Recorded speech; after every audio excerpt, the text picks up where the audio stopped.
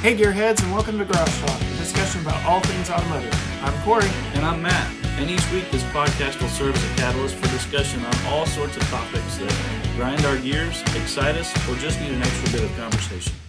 In this week's episode, we're talking of all things garages. Go figure. What's that supposed to mean? Well, we're 5 episodes in and we have just decided to talk about the thing that we named our podcast after. True. So, this week, we right that wrong. And like we said before, Garage Talk is a discussion about all things automotive. We truly want to hear back from you. So like us, follow us, tweet us on our social medias. We're on Facebook, Instagram, and Twitter at GT Garage Talk. And YouTube. Yes, and YouTube.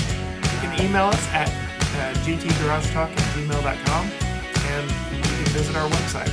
It's gtgaragetalk.com for more information about us, what we're into, and there are some forums up there where you can give us feedback as well. So we love to hear from you on all things automotive.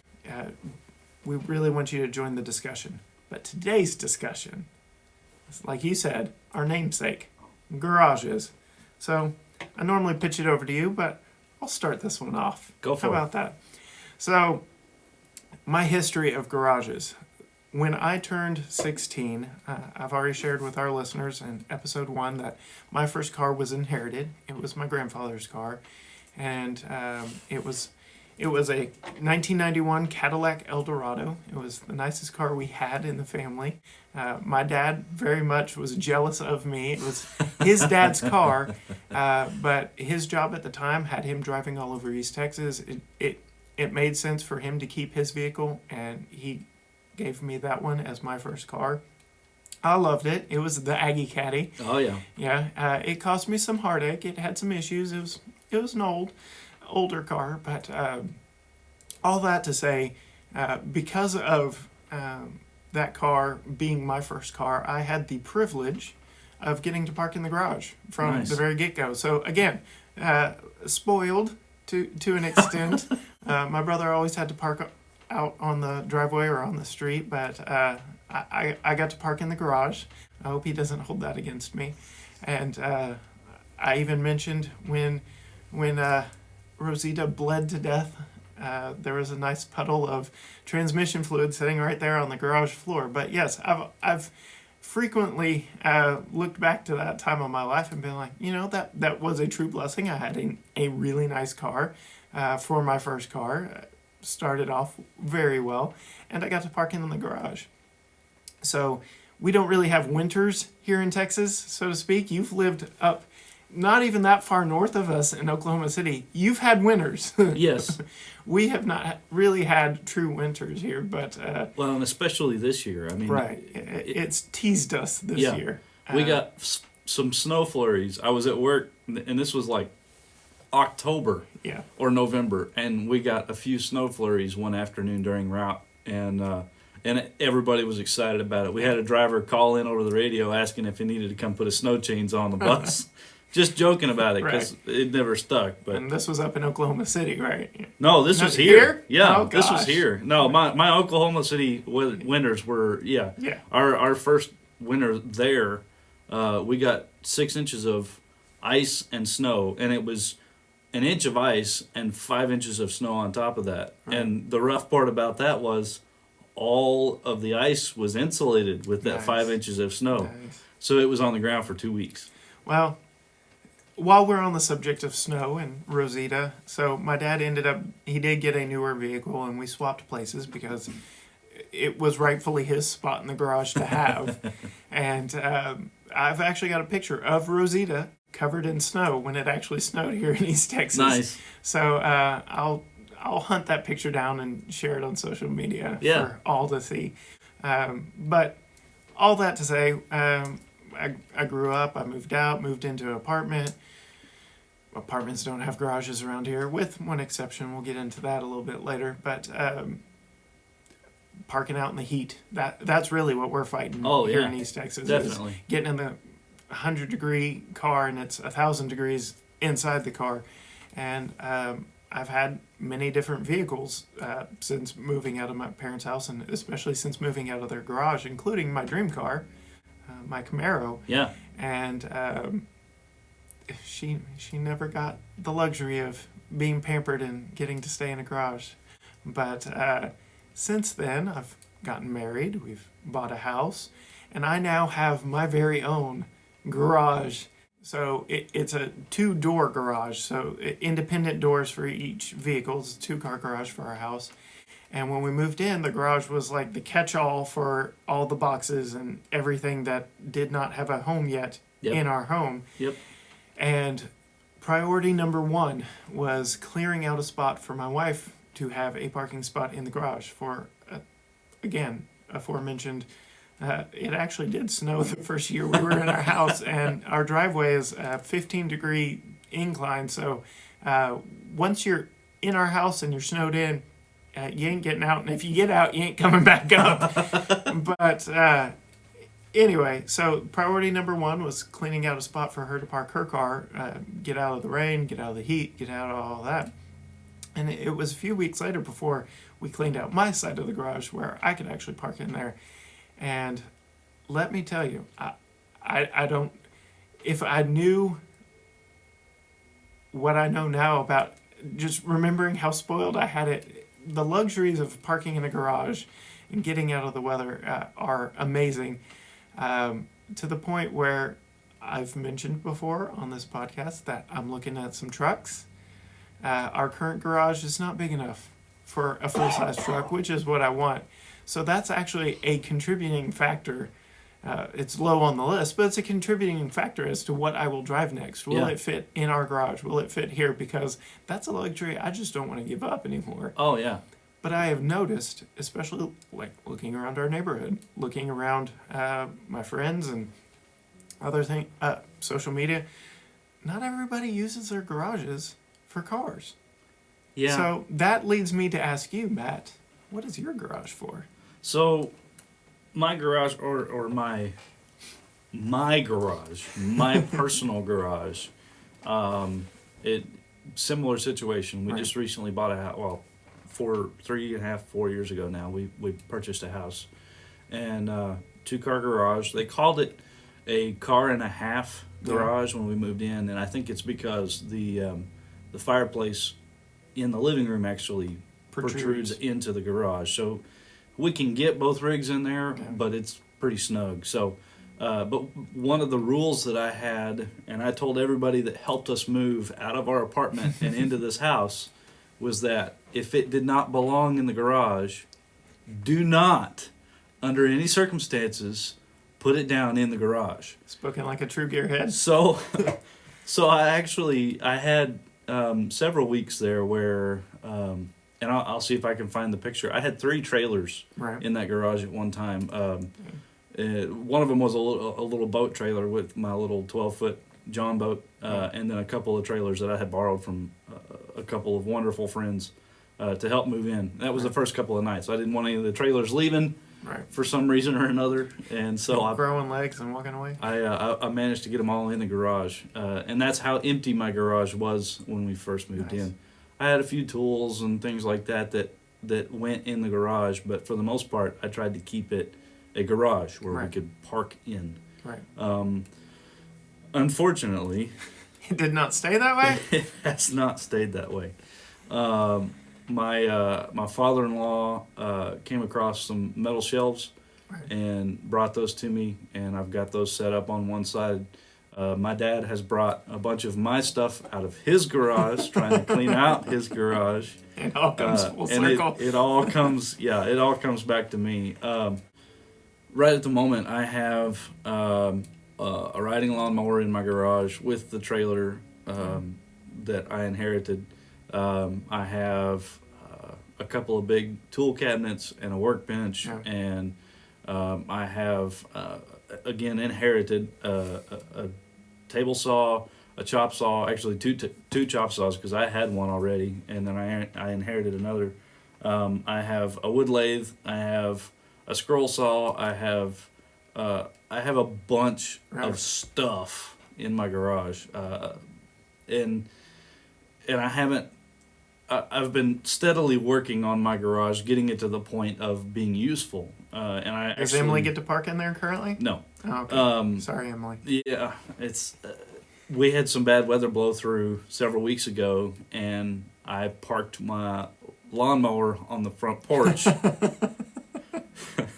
so that I could get the Pilot in the garage in case we had some bad weather and it got beat up. So, yeah, sacrifice East for Texas stereotype. Yeah, Lawnmower on the front porch. It's fantastic. Yeah.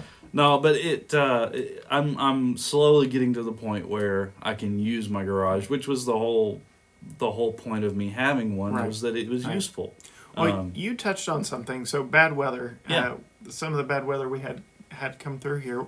We had hail. We've had high winds. We've had threat of straight line winds, which causes a lot of stuff falling out of trees and trees themselves falling. So Sarah Jo, right, 2007 Silverado, the first brand new vehicle I bought. I was not living at home at the time that I bought her.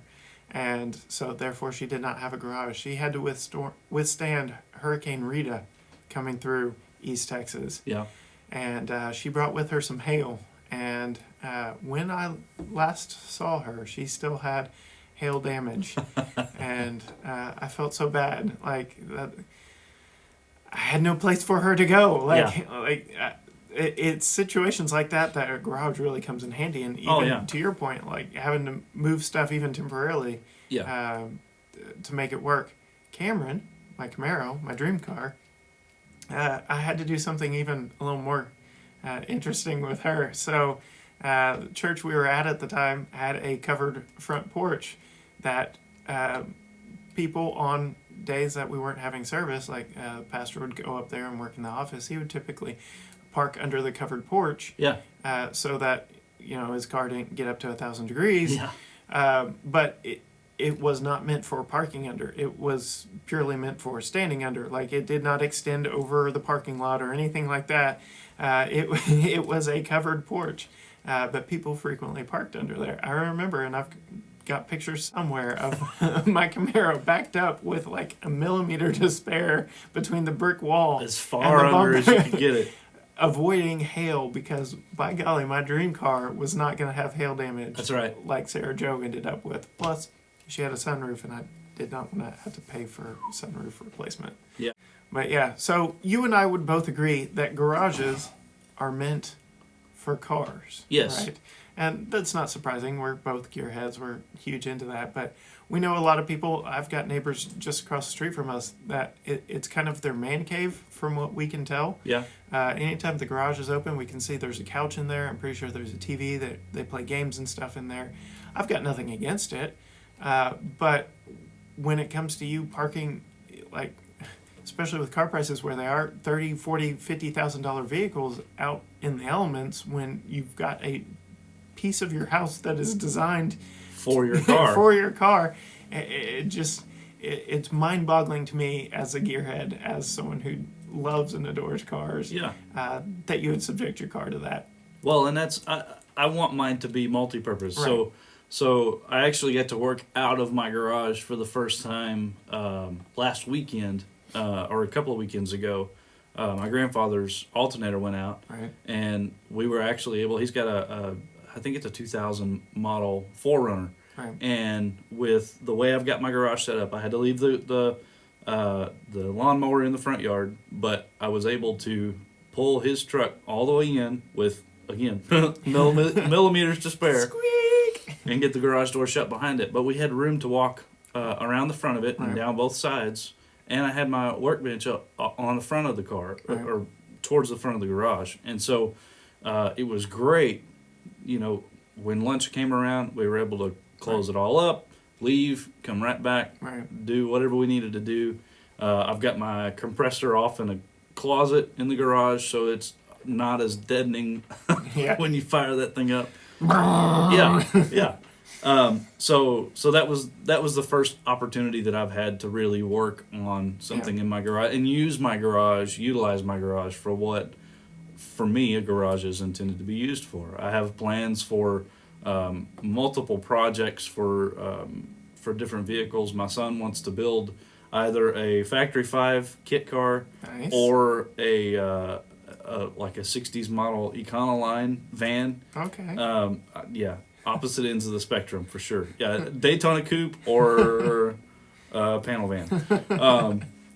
But have to have a talk with him. He's 10 at the time, so I mean, if he could build it out of Legos, he'd build it out of Legos and drive it back and forth to school. I've seen a Silverado built entirely out of Legos. It didn't move. Yeah, but yeah, it could happen. It could happen. But I want to be able to do that, and in either of those cases, I need space to be able to pull that in, especially if it's a big project like that, where it's ground up restoration or customization. Something to that nature where it's going to be there for a while, not just over a weekend, and be able to work on that vehicle. Well, you and I have even got plans of moving our studio for this podcast. Yes, so and that feeds to the multi-purpose elements of it. Right. Yeah, I have my my drink fridge out in the garage. I mean, it's overflow for our freezer and things like that. I've got that in the garage.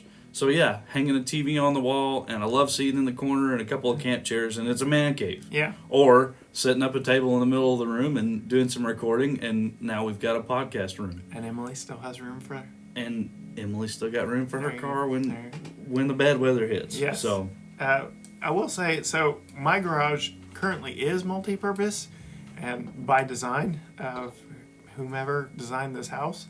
So I mentioned before, it's got two separate doors, one for a his and her door, so to speak.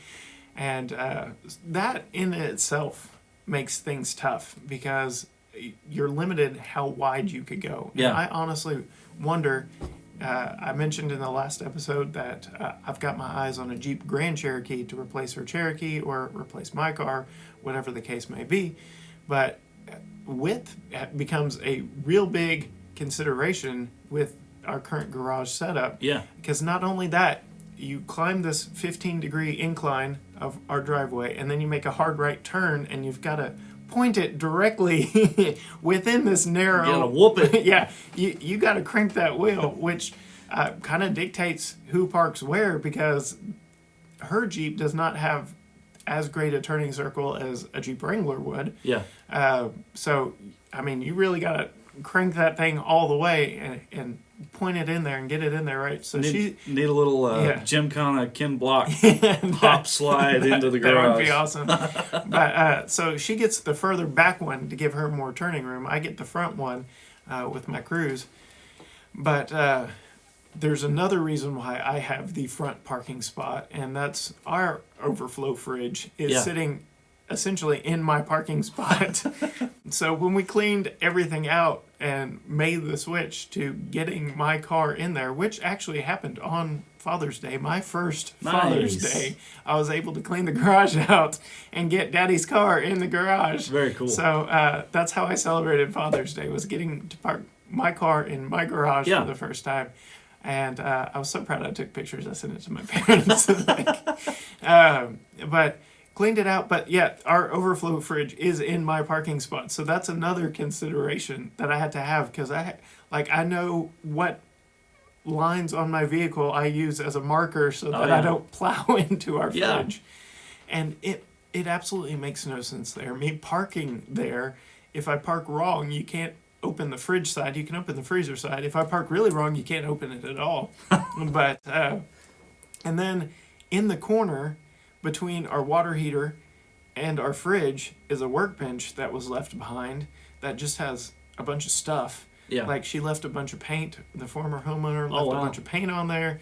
There's like fire ant killer. There's all kinds of stuff. The catch-all. Yeah, in the corner that's not at all accessible. And then the front of our garage it's like a 3-inch step that runs the entire width of the garage. Interesting. That keeps us from pulling up any further. And on said step are our washer and dryer. So our garage is our laundry room. It's our overflow fridge. It's our work area that I currently don't use that workbench for anything. I would very much like to, but that's in there. And then our house is pier and beam, so it's not, the slab of our garage is not the slab of our house. Right. So we've got another step to get up into the house through our door. And we actually have 2 doors into our house from our garage. I'm pretty sure our garage used to be a carport, and they converted it into a garage. Sense. Yeah. Because we have two different doors going into our house. We only use one of them. The one we don't use, because it is not on the 3-inch raised platform at the front of our garage. Yeah. It actually has 2 steps leading to the door, and they butt up right next to where my wife parks. So good thing you got plastic on the doors. Right. Right. If you open the driver's door too fast, you're hitting a step going into a door that we don't use and leave locked 100% of the time. Yeah. So, like, our garage is weird, but by golly, it's my first garage. I'm proud to have it. That's exactly Both right. my cars fit in it, and I'm looking forward to cleaning it out even more, getting a usable workbench in there. I want to move the fridge from where it is. Like, there's a lot of nonsense, because from what I can tell, the pictures of our house when it was listed on the market, she used her garage for a catch-all. I don't believe she had a Ford Edge SUV. I don't believe she parked it in there. Again, width being a consideration, that hard right turn being a consideration, trying to thread the needle to get it in there. Yeah. And then you have to worry about that step when you open your garage door.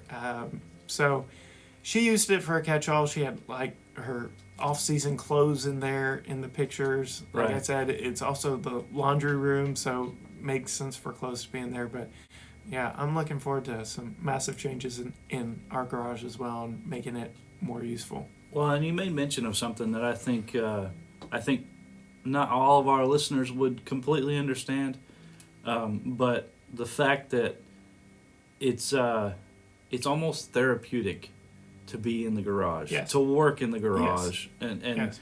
whether you're sitting there watching a football game or you're underneath the car cussing and bloody and knuckles and things like that. I mean, it's still therapy. It's that garage time right. that gets you away from the hassles of life and things right. like that, and gives you that space to just be a guy. So we've got plans for a future episode on this topic, but car mods and what it takes to mod it yourself versus paying for it to be mod, all that stuff. But basically making your car that you bought from the factory or bought used, whatever, better. So Sarah Jo, my 2007 Silverado, the first new vehicle I ever bought, the first modification I did on that was I put a K&N air intake on it so she could breathe better. So think about, like, your nose when you've got cold or allergies. Oh, yeah. That's your car from the factory.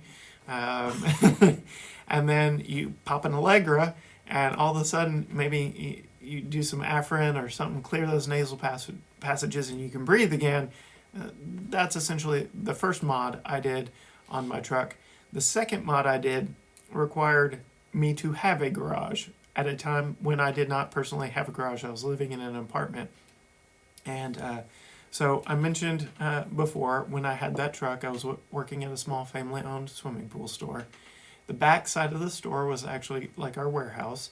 There was a huge garage door back there where we had a forklift that I truly enjoyed driving. And Yep. It was rear wheel steering, so driving it forward was like driving any car backwards. Yeah. And it made me like Mater from Cars. I'm the world's best backwards driver. So, sorry, I've got a 2-year-old. In fact, happy birthday, Tucker. This show drops on your second birthday, so happy birthday, Tucker. Daddy loves you. So anyway, he's big into cars, so I had to throw a Mater reference in there. Absolutely. Where I could. But anyway, all that aside, so we backed the forklift out. We pulled my truck into essentially a swimming pool store warehouse. We had our workbench there for working on pool pumps and various different pool parts that came in to see us. And that's where we got we got the saw out, and I made someone else do this, but I put a new exhaust on it myself. It was self-installed. It was the cheaper way to go, because you're not paying someone else's labor to do it. Oh, yeah. But so we lifted it up just a little bit, jacked it up in the front. But in order to get the old exhaust off, I saw was involved. And like I said, I made one of my friends pull the trigger on that. I could not make myself destroy, temporarily as it may have been, my first brand new vehicle. So that was an interesting experience. But again, going to that idea of camaraderie while working in the garage, wherever it may be, whatever type of garage it may be. Oh yeah. It was a truly good experience, and like I said, we've got plans for a future episode, talking all things car modifications, working under the hood with friends, with family, and so that is a definite future episode for us. But many good memories in the garage. I think another episode we should do. We introduced our show with Hey Gearheads. Right. The discussion about what makes somebody a gearhead, right? What it is to be a gearhead, and I think that points to time in the garage, right? Right. Man, you can build some awesome friendships. Yes, you can. Working under the hood of a vehicle. And you've definitely got me beat by several miles on the working on cars things, because when it comes to working on my own cars, it really has been just intakes and exhausts. It hasn't been anything crazy. I've not I haven't even replaced spark plugs, even though I know that I could and how to. I've got the knowledge, I just haven't, because my current juncture in life, I'm blessed to be able to take it to a shop, have someone professionally do it. It's warranted, and I could be at work, my day job, while they're fixing it, and keep my weekends for family time. I'm not knocking anyone who does it themselves. I very much would like to be at a point where if I wanted to, I could. Yeah. That's just not the stage of life that I'm currently in. So I'm on the opposite side of that spectrum. Right. And you notice, for those of you watching on YouTube, I am still donning my Ford hoodie today. Yes. But I have to admit, it was a little bit reluctantly that I put it on this morning. Oh, dear. Ask me why, Corey. Why? Why was it so reluctant for you to put on your Ford hoodie this morning, Matt? Because my wonderfully terrible modular 3-valve 5.4 from Fomoco decided that it wanted to chuck a water pump this week. And while I do work for the transportation department at a school district, it does not completely lend me the ability to pull my vehicle in and work on it on the clock, kind of a thing. So at 9 o'clock on Tuesday evening, I began the process of changing the water pump on my pickup. 9 o'clock p.m. Yes. You began. Tuesday evening. Yes. Fun stuff. And unfortunately, it was Wednesday morning before I finished. Ouch. I was doing other things than just the water pump. I had an oil leak for a while that I knew about. I already had the part for it, so I went ahead and fixed that while I was under there.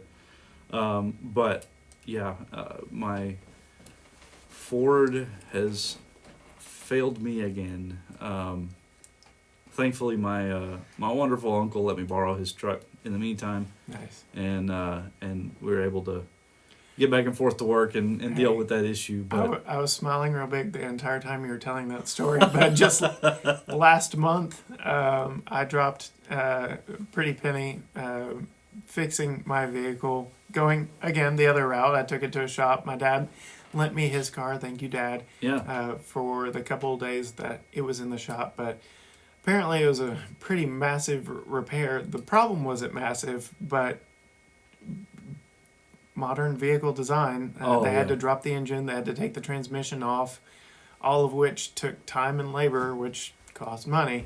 But I'm very grateful for the individuals at the shop that fixed it. I'm very grateful for my dad. Let me borrow his car in the meantime. And that I could have saved even more money had I been able to do that myself. You alluded to not being able to do it for work, but when I was in high school, I was taking automotive classes here locally, and it was actually a joint program through junior college here in town.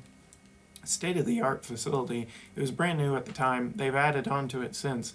But the program was just getting started. Yeah. So curriculum hadn't really been developed. And our first, I'll call him professor. He was not professor. He was an old mechanic that got this job.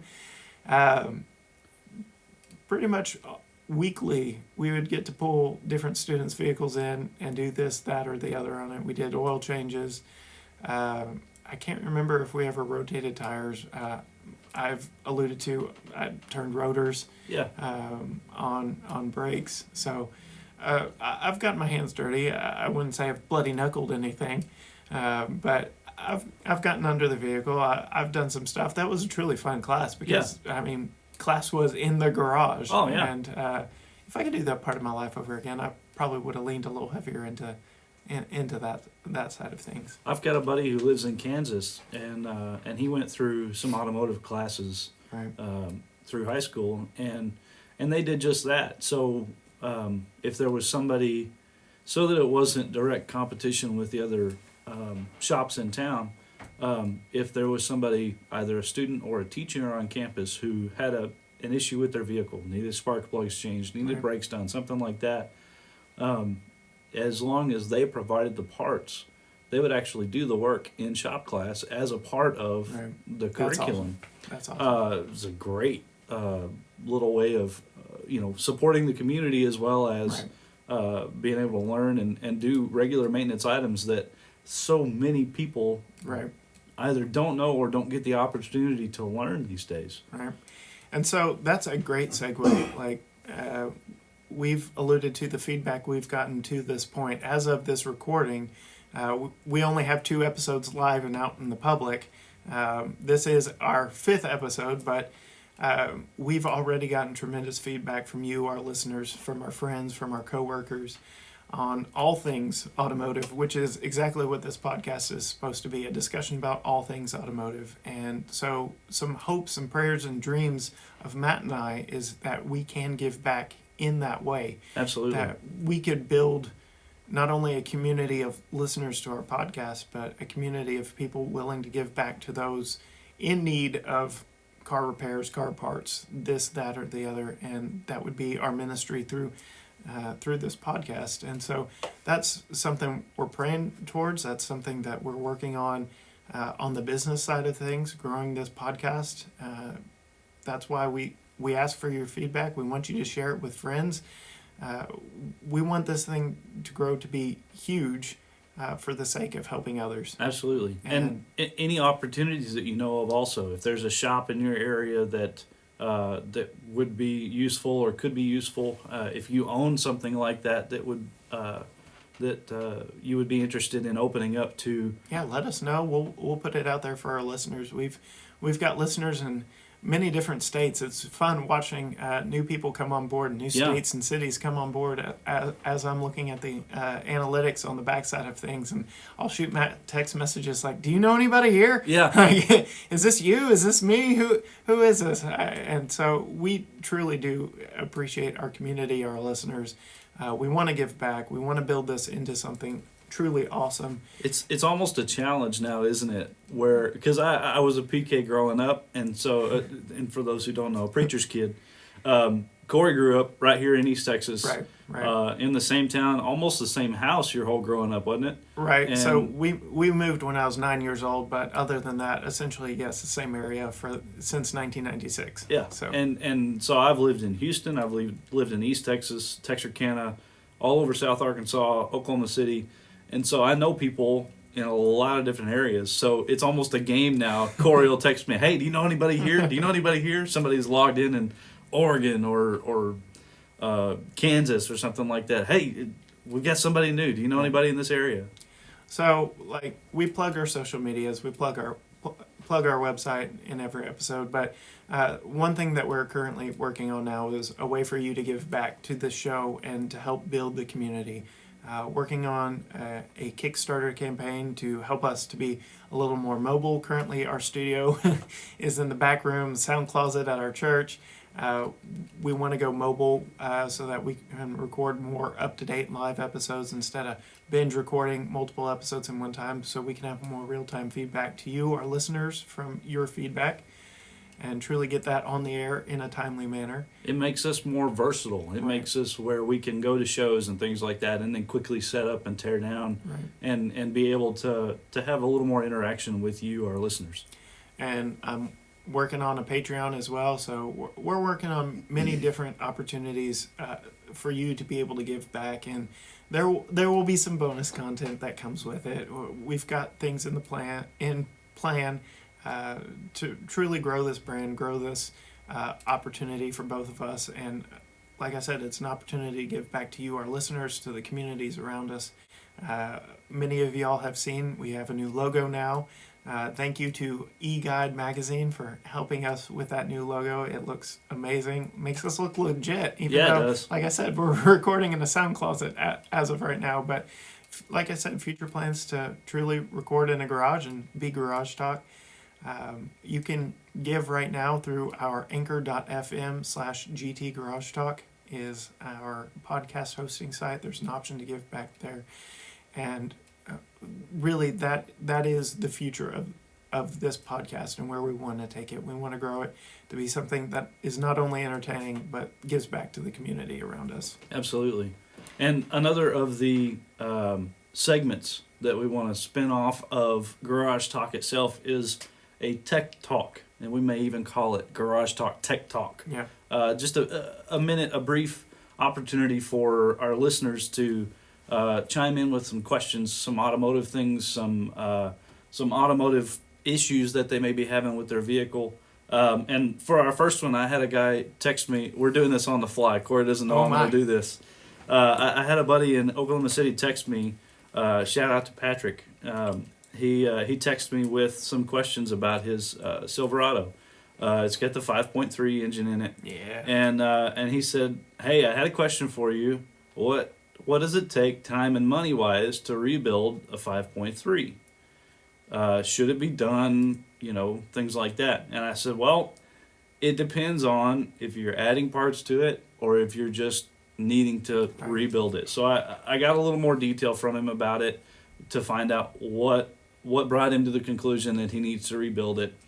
And primarily it's a few oil leaks and some coolant leaks. And so my suggestion to him and my suggestion to any of our listeners dealing with the 5.3 is there are so many 5.3 liter engines out there, LQs, LSs. Just go find another one. Yeah. Junkyards, usually, Facebook, Craigslist, things like that, $500, sometimes closer to $1,000 if they have a harness with them. I've seen 4L60 transmissions and 5.3s together with harnesses go for $1,000.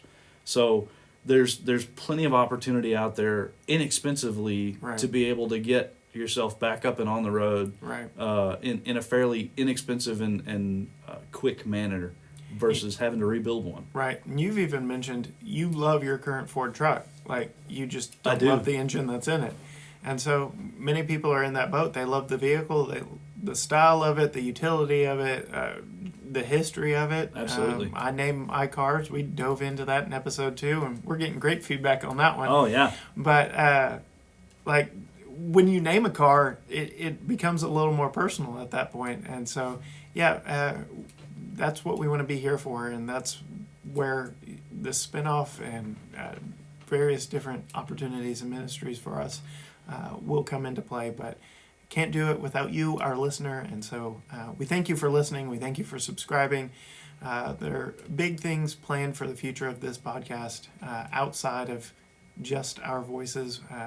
Planning on a big presence on YouTube as well. But that is all in the future, and we look forward to it. But in the meantime, you can find us on Facebook, Instagram, and Twitter at GT Garage Talk. You can email us, gtgaragetalk@gmail.com, or you can visit our website, gtgaragetalk.com. I made it very simple for us. It's all GT Garage Talk. It's all the same. So just look for GT Garage Talk and you'll find us. But get us your thoughts and opinions. Especially on this episode, our question of the week is, what does your garage look like? What is it for? Do your cars go in your garage? Do you even have a garage? Do you aspire to having a garage? Is it your shop? Is it your catch-all? What does your garage look like? So be sure and share your stories, thoughts, and opinions with us online. And even on top of that, like, share your car questions with us. Absolutely. We didn't even solicit for that, and within the first episode dropping, we are already getting car questions and car feedback, and we truly adore it. Like, that is what we want this to be, a discussion about all things automotive. It is. So. And we're available everywhere now. Yes. YouTube, all of the podcast platforms. Yeah, so we're on Google, we're on Apple, we're on Stitcher, we're on Spotify, we're Pocket on Cast, Breaker. Yes, we're on all of them, but the one that hosts it all is anchor.fm, and there are links to all the different ways in which to listen to us there. But I believe that's all for us this week. We look forward to speaking to you next week on a very fun and passionate conversation on our dream cars, what they all are, just diving into dreaming big a little bit next week. So look forward to hearing back from you on all things. Until next time, bye.